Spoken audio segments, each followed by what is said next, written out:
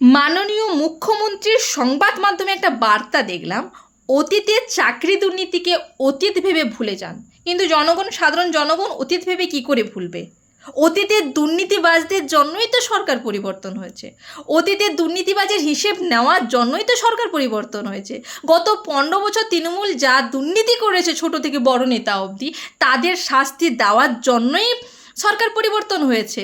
সারদা কাণ্ড, নারদা কাণ্ড, চাকরি বিক্রি, এইগুলোর প্রতিটা নেতার হিসেব নেওয়ার জন্যই কিন্তু সরকার পরিবর্তন হয়েছে। তো মানুষ কী করে ভুলবে? আপনার নতুন আইন অনুযায়ী, কারণ এটা সংবিধানে নেই, আপনার নতুন আইন অনুযায়ী প্রশাসনকে দিয়ে যে দুর্নীতিবাজদের কোমরে দড়ি বেঁধে কান ধরিয়ে গোটা এলাকা ঘোরাচ্ছেন, ঠিক তেমনি সারদা কাণ্ড, নারদা কাণ্ড আর চাকরি দুর্নীতির প্রতিটা ছোট থেকে বড় নেতাদেরকেও এরকম কোমরে দড়ি বেঁধে গোটা এলাকা ঘোরান কান ধরিয়ে।